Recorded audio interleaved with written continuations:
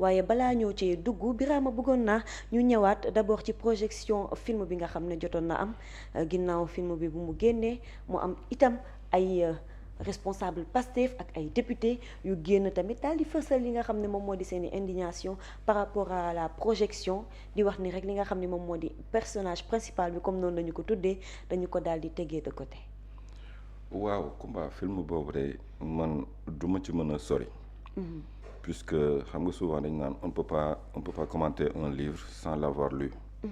Donc un film aussi je peux pas le commenter sans pour autant l'avoir suivi. Mais clameur bi gis naa ko dégg naa ko ñenn ñi boo leen liiree aussi c'est à tort ou à raison ah. di nga sentir ni am na benn part je ne dirais pas d'objectivité mais am nañ benn part de am nañ un tout petit peu raison. Mais gisuma nag kenn ku commenter ni seetaan na film bi. man loolu nag moom mooy sama interrogation naka nga mën a commenter film boo xam ne seetaanoo ko. mais aussi ki def film bi en fait on sent qu'il y a une certaine précipitation. parce que une histoire qui a démarré on sait pas où est-ce qu'elle ira. boo ci bëggee entamer un film de la prison au palais. Mais ci diggante 2 ans de la prison au palais est-ce que mënul woon xaar tuuti. de la prison au palais diggante boobu noonu qu'est-ce qu'il y a la campagne. il y a qu'une campagne électorale. il y a rien d'autre. prison ba la ca biir fekke woo ko. palais ba la ca ne mënaguñ cee am luñ ciy commenter parce que dara leeragul. 2 ans lañ def de gestion di jéem a jubbanti.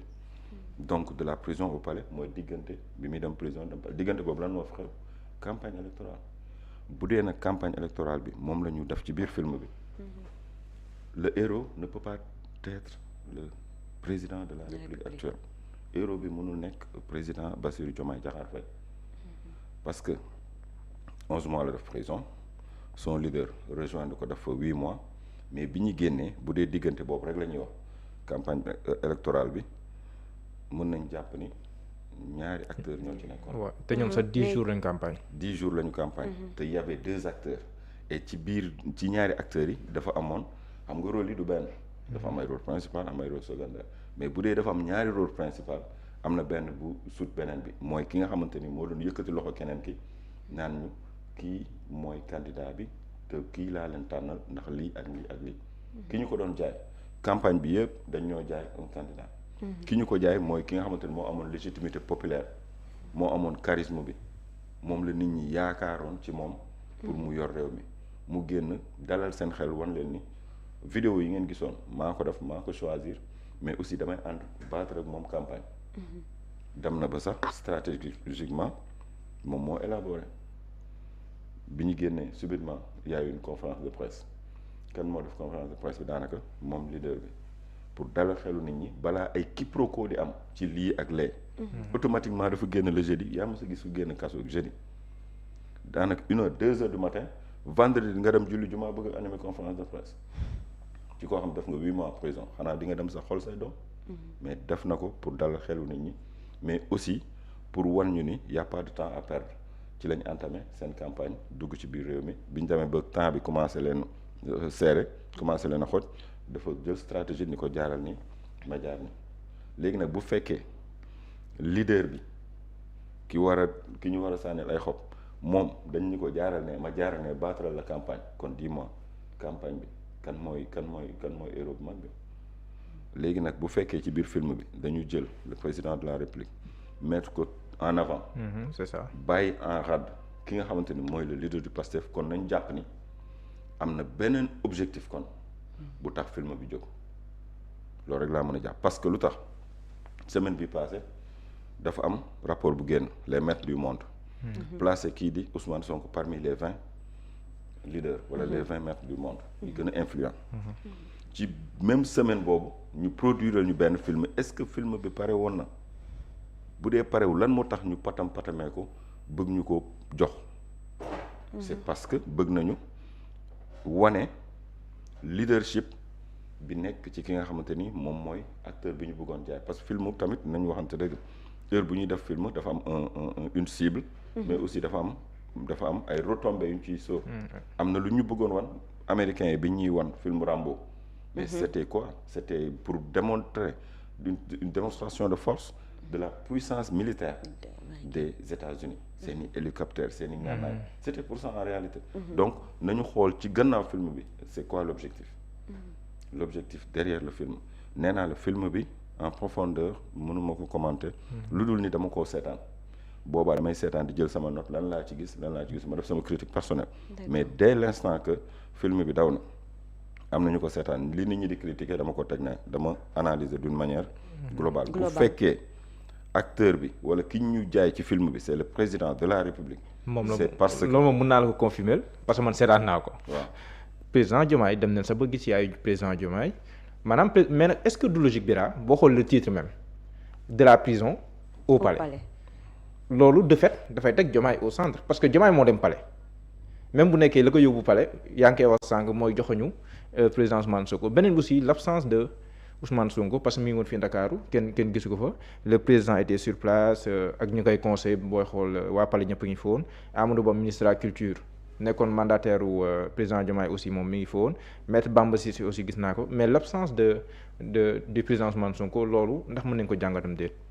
est-ce qu'il a reçu une invitation et bu recevoir une invitation moom ak président de la République ñu daje ci même place toog seetaan film bi génn dem ñibbi quelle est l'importance ba ñuy wone exposition photographie bi am musée de civilisation moom moo ko defoon est-ce que ñoom ñaar dañoo àndoon non ànduñu kan moo ko njëkk a visité du président premier ministre président du Pastef après président de la République demal boppam kon ñoom ñaar ñu teew ci benn bërëb bi loolu taxu ko am njëriñ kon excuse boobu kon mën na koo jox président mi bañoon na pas bañ a teew mi amoon ngànt ba teewul si journée martyre yi non journée martyre du exposition du film bu ñuy projeté lii culture la c'est une date historique c'est une date historique te dafa amoon portée boo xamante ni portée bu grandiose la ci ñi nga xamante ni ñoom ñoo di les familles des martyrs et ñi nga xamante ni ñoom ñooy les victimes ñi nekkoon kaso ñi am ay blessés ak li nga xamante ni mooy si seeni conscience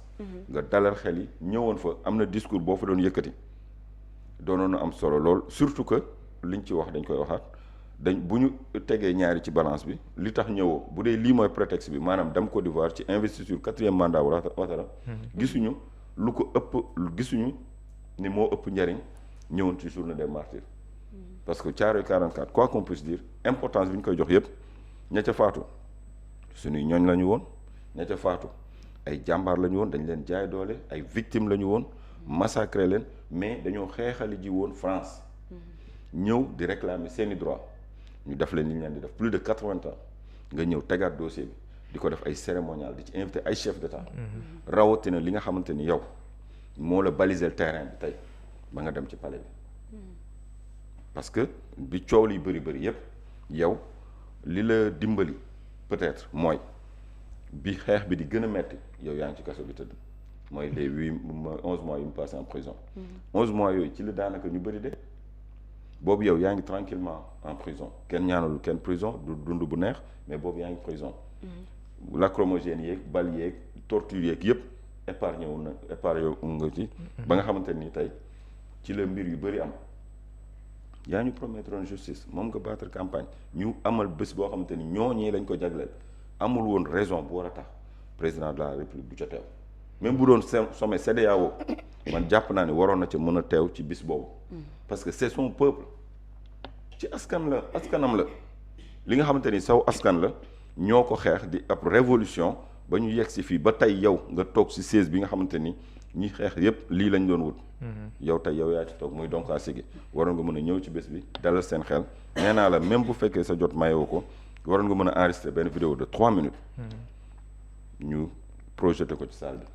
wala nga ñu jël la en live fépp foo mën di nekk ci àdduna bi technologie àgg na foofu nga toog def benn vidéo en direct wax ak askan wi bu booy jëlee kàddu ba pare ñenn ñi maanaam booy yi sax bu ñenn ñi jëlee kàddu ba pare ba nga déglu leen fa nga nekk mën nga fa def benn vidéo pour indi ab tontu bu ndaw wane ni yaa ngi ak ñoom te doo mës a trahir li nga xamante ni mooy li nga digge woon ci campagne bi. mais Bira mais film vas-y dama nga ne film bi waaw dama non pour ñëwaat film bi rek mooy li may wax bu fekkee dañoo def film jox ko benn portée bi te nga xamante ni ki ñu yaakaar ni mooy héros révolution bi nekkul en avant ci film bi ñu bëri nag dañuy am xel mu tey. mais bi ko RTS tàllale micro dafa ne ñun xam nañ fi ñu jóge xam nañ fi ñu toll te xam nañ fi ñu bëgg a yóbbu réew mi. kan moo wax loolu président Diomaye Faye loolu wax mooy bi ñu defee projection ba pare après bi ko waa RTS di jël en interview dafa ne xam nañ fi ñu jóge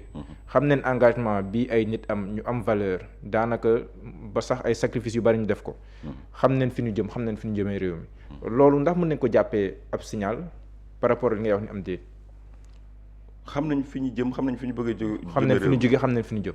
oui mais loolu kay képp ku nekk di jiiteem réew dafa am foo jóge dafa am foo jëm mais lan la bëgg a wax foofu message bi taxu ko clair. est-ce que parce que ñu bëri na koy naan dafa mel ni fàtte nga li la fi indi dafa mel ni fàtte nga combat bi ñu amoon ensemble yooyu bu leen waxee loolu est-ce que nekku réponse pour loolu am déet. waaw mais lan moo tey nga dalal xelu nit ñi. wax leen carrément que ni attendons parce que man tamit dama koy jox li nga xamante ni moom moo di bon xam nga nan laa ko mën a exprimer mais lu mu ci mën di doon am na yeneen opportunité pour lancer benn message bu clair bu limpide bu engager toute la nation comme ni mu ko doon defee mooy peut-être 31 décembre fin d'année. fin d'année mu ngi ñëw. dina wax ak la nation discours à la nation. espérons que mu leeral yu bëri espérons parce que il y a toujours possibilité de parler à son peuple li clameur bi jóg yëpp yaa ngi koy dégg. il y a toujours moyen de répondre. ou de des responsables parti Pastef ju koy ŋaañ wala Diouf Bodian ak premier questeur Assemblée nationale muy soxna Aïcha Touré. ak ñeneen militants yi ñoom ñi su bëri nag reportage rek leen seetaan maanaam bu RTS or loolu yàggul mais film yi boo ko seetaanee mais ñun ñëpp même chose dañuy wax falsification histoire mais Bira opportunité bi maanaam yaa ngi naan 2 ans lu bari xaju mais contexte bi ak opportunité bi pour yow la moo war a mën a expliquer ñuy projeté loolu noonu fu mu toll nii. waaw moom laa wax ma ni dañu choisir raconter une histoire. waaw léegi comme du moment que dañu choisir raconter une histoire au nom de qui l'histoire elle est racontée au nom de qui et c'est quoi l'objectif nee naa la bu ñu xaaroon à la fin du premier mandat ñu dajale film bi wax palais bi li nga fa jot a réaliser ak parce que lépp mu ngi démarrer ci campagne bi de la prison au palais campagne bi la ak palais bi léegi partie bi concerné palais bi lan en réalité. mais sax dem nañ sa boobu fu gën a sori mais loolu ça revient au président Bassirou Diomaye. par exemple dem nañ si meeting gu Kër Massar ba. mooy bi muy wax ne kii mooy suñu candidat en 2024. mais loolu yëpp maanaam dañoo déparé si président Diomaye. delluwaat si président Diomaye. mais au delà dem nañ si au delà de 2024 loolu tamit est-ce que nekkul li rappelé nii ne que président bi ngeen am yéen a ko doon dundandoo fàttewu ko. waaw moom laa wax xam nga. dafa y a une certaine course contre la montre am na daal lu waral précipitation bi man loolu laa jàpp. d'accord am na lu waral précipitation bi te comme ni ma ko waxee woon la dernière fois man dama jàpp ne leader bi ci askan wi la bokk askan wi ñoo ko fi teg am ci moom confiance soxlawul ñuy wëlbatikuwaat di ñu jaay leader bi jarul ngeen koy wutal benn manteau wala ngeen koy wutal benn certaine popularité moom la ak askanam. askan wi bañ koy tànn dañoo tànn ki nga xamante ni moo di borom sikkim bi juumuñu moom la ñu choisir leer na ba pare pourquoi ñu war a ñu wutal beneen jomaay boo xamante ni comme li Macky Sall defoon yor réew mi 7 ans. ba ci fin mandat 7 ans bi ak 12 ans yi nga toog ci nguuru Wade gi yëpp xaw ma 10 ans nga wëlbatiku à la fin de ton premier mandat. nga ni da ngay génne livre pour wax ñu yaay kan.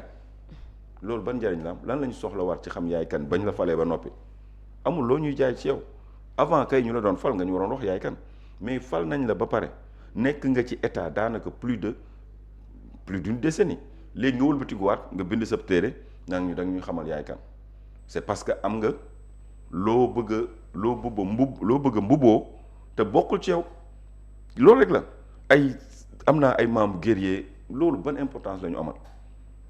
dès l'instant que yóbbu nañ la ci instance bi gën a suprême ci suñu nation ba fal la ni la destiné réew mi say loxo la nekk wëlbatiku naan ñu am naa ay maamu guerrier la bande à Sandrine à l'université ban importance la ñu am ay chapitre nga tuddee ko ay pa ñàngal xaw ma musa ñàngal ban importance la am ci moment boobu noonu parce que am nga loo bëgg a déconstruire c'est en réalité ça am nga loo bëgg a déconstruire wala am nga beneen image boo bëgg a créer boo xamante ni nekkul lu exister fiction la nga bëgg ko indi dugal ko suñu biir mentalité. Diomaye film bu ñuy def ci moom lenn la doon kañ la doon am sens bu ñu demoon ba ci fin wu mandat bi ñu boole ci li nga xamante ni def na ko ci ay prouesse te ñenn ñi échappé na leen mais de fi ñu toll nii li fi jot xew yëpp kenn fàttewu ko c'est ñun ñëpp ko fekke ñun ñëpp ko fekke campagne beeg avant campagne beeg li mu jot a doxal ci 2 ans yi on est tous témoins léegi lan nga ñu ciy expliquer.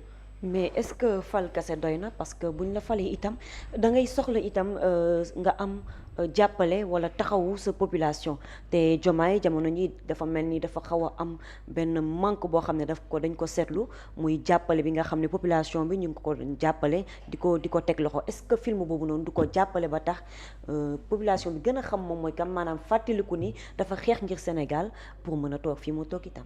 waaw mais moom laa la wax Kumba lépp ñun fi la ñu fekk. ñëpp ay acteurs lañu yaa xam figurant nga wala lu mu ci mën di doon yow acteur nga ci biir film bi da nga ci jouer sa partition am na ñoo xam te ni jouer nañ ci lu rëy ñoom bu ñu la defaloon film ci li ñu def ci projet bi yow ci ngay taf sa gémmiñ di nga xam ne bu boobaa ñii ngay gis ñu feeñ yëpp defuñu xaajaat bi te ñooñu réclamé wuñu dara fi ñu toll nii dañoo jàppoon ni mais ñoom seen parti bi ñu bokk lan mooy slogan am le don de soi pour la patrie kon kay looy wut ku la gërëm looy wut di wane ni mën a bi amatul njariñ fi ñu toll nii daal dégg nga ma wax soxna si dès l'instant que yëf yi demee na nii nañu moytu di ñu jiima wutal beneen Diomaye bu ñuy jiima jaay parce que nit ñi bañ koy tànn juumuñu dañ koo tànn jox ko mission pour mu doxal ko bu fekkee nag dafa dem ba benn moment mu am benn déphasage gis-gisam ak gis-gisu peuple am non nit nag munoo nekk benn nit wala ngeen nekk benn groupuscule de personnes ngeen bëgg am raison sur tout un peuple loolu moom mënta nekk bëgg am raison sur tout un peuple non loolu moom mënta nekk boobaa nag ci lay jaadu yow nga wéet xoolaat sa bopp ñi ma tànn ba fal ma bu ma demee ba maag ñoom bokkutuñu gis-gis est-ce que du man maa dem ba benn moment ma travestir sama gis-gis parce que ñoom ca la ñu nekkoon ñu ngi ci li taxoon ñu fal ma ba léegi ña nga ca li ñuy xaar ci man ba léegi ñu ngi toog di ko xaar ci man donc yow yaa war a xoolaat te moytu yenn yi. jërëjëf Birama Camara lii moo ñeeloon ponk bu njëkk bi dañu ko doon jox. am na nag benn passage bu am solo 2 ou 3 phrases yu am solo bu sama maître à penser di Elie Charles Moreau bindoon ci film bi. dama koo gisul mais deux phrases yu am solo buy résumer pratiquement. li nga xamante ni ñu bëri moom la ñuy spéculer ci film bi. am na deux phrases yooyu yan la. daf ko jàppul non moom laa wax texte bi moo xaw a kii mais su ma ci kiiyee rek dinaa ci revenir peut-être le temps que ngay rebondir. moom kay jotoon na ci sànni kàddu sax xam naa dañoo mënul woon jàll te joxuñ la nga def ci benn analyse rek. xam nga grand Birame moom journaliste culturel woon quoi. gis nga d'accord culture bi coonay kese la. Badou ak compliqué. milieu bu gën a compliqué culture amul. Badou bëri na ay remaniement bu ñëw ministre de la culture soppeeku. loolu jaaxul la ministre des forces armées mën na fi nekk 10 ans. mais culture ministre gouvernement bu ñëw. Badou ñu changé culture mosuñoo am ministère ñu ni kii moo baax. milieu bu compliqué la. doy na waar daal dañuy jàlle kon ci ñaareelu ponk bi ginnaaw bi ñu jógee ci li nga xam ne rek moom mooy wàllum projection film ak polémique bi nga xam ne rek jotoon na koo am dañuy ñëw ci li nga xam ne moom moo di diplomatie sénégalaise. waaw ma wax phrase bi. vas-y allez-y. nee na au juste il faudra qu'on nous édifie et dise comment on peut intellectuellement revendiquer honnêtement à écrire une histoire d'histoire en train de se poursuivre. Une histoire d'histoire. Je voudrais bien savoir contre quelle montre on court. ñaari phrase yooyu rek laa génne. war ma liiraat ko. phrase bi ku ko bind. au juste. Elie Charles Moreau. au juste kooku mooy sama professeur. au juste il faudra qu'on nous édifie. et dise comment on peut intellectuellement revendiquer honnêtement à écrire une histoire d'histoire. Histoire avec grand H, d'histoire avec petit h et S à la fin. À écrire une histoire d'histoire en train de se poursuivre. moom si contexte bii la ko bindee wala ci beneen contexte. démb la ko bind. d'accord une histoire d'histoire en train de se poursuivre comment on peut intellectuellement revendiquer et honnêtement écrire une histoire d'histoire en train de se poursuivre. nee na je voudrais bien savoir contre quelle montre on court. mais dans le film aussi am na loolu percevoir ñu ko day wonewaale aussi alliés yi gëdd bi leen war a jox. si biir Mohamed si biir film alliés yi parce que man j'ai suivi le film ah. alliés yi Soham Aminata Touré ñu ngi ci biir film bi. bien sûr Soham Aminata Touré témoigne na man j'ai suivi le film Soham Aminata Touré témoigne na. non mais c'est pas son vrai. témoignage. bokk na sax li gën mais moom quand même jeune rôle si biir campagne. Aminata Touré Aïda Mbodj sax. Aïda Mbodj waaw peut-être. déedéet peut-être Aminata Touré waxee moom na Aïda Mbodj wax.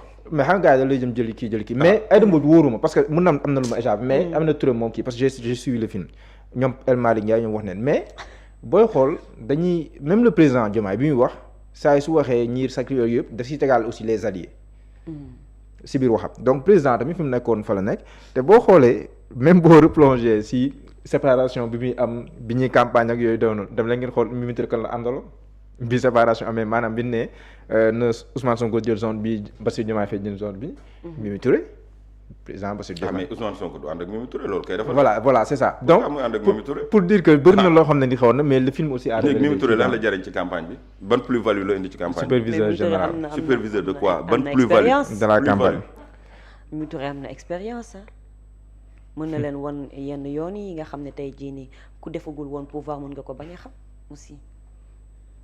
Birama Birama nañ ko nangul loolu nag loolu lépp dëgg la. nañ ko nangul loolu ku deful pouvoir doonoo ko woon mën a xam kon kay mënoon nañ fal Mimi Touré coow li doon benn bu dee loolu expérience pouvoir mënoon nañ ko fal. saay yëfi fi muy dem nag maa ngi ciy gën a am xel mu tey quoi sincèrement. non Mimi Touré moom témoigné na moom. non sincèrement j'ai vu son témoignage. sincèrement son mbubb bu rafet. maa ngi ciy commencé am ay xel mu tey. kii Ndiaye nag Babacar Ndiaye témoigné na ci film bi. waaw témoigné na waaw. Babacar Ndiaye. waaw député parce que xam nga ñu naan ñoo bokkoon cellule. waaw il a témoigné même Djibi Gueye Ndiaye témoigné na. Djibi Gueye Ndiaye témoigné na si benn anecdote dem fekk président Diomaye kaso président Diomaye xool ko xam na ambiance xaw a crispé tuuti mu ne ko yow da nga waroon temps yi dama jël poids quoi. non man tamit kon mënoon nañ ma laaj ma témoigner. waaw parce que xëyoon naa di dem tribunal pour wuti permis pour seeti Diomaye. voilà c'est ça kon bi ma demee ñu ni ma le doyen des juges kese moo mun a délivrer permis lu jëm ci waa Pastef. ma rend plus de 2 heures de temps ba dugg ci bureau doyen des juges fekk fa le gendarme mënu ma le doyen dafa nekk en voyage man ko kañ lay ñëw mënu ma dans 2 semaines. ci moment boobu noonu ci xaw ma ci lendemain bi la ñu désigné Diomaye candidat. ci boobaa laa ni jaratul ma koy seeti parce que amatul importance. Diomaye dafa ne su ma ko seetee sax day mel ni leneen la. waaw c'est vrai ci jour boobu laa désisté. dafa ne Djibi Gueye Ndiaye war nga tëgg combat sama digganteeg Sonko quoi parce que temps yi dama xawoon musclé tuuti quoi anecdote boobu aussi mu ngi koy wax si biir film bi. kooku kan la. Djibi Gueye Ndiaye bu mu fekkee Diomaye si biir kaso bi. ah d'accord ok voilà Diomaye di ko tooñ quoi naa ko yow temps yi dama jël poids war nga mën a tëgg combat maak Sonko. ah d'accord. donc anecdote boobu mi ngi si film bi ak ñeneen am na solo yaayu Diomaye tam grand Djibi. am na kooku solo moom samay problème ak moom feneen lañ koy lijjante. Badou dama ci commentaire xam naa. kon grand Djibi xaaral tonton Bira kon dañuy jublu ci li nga xam ne moom moo di ñaareelu poñ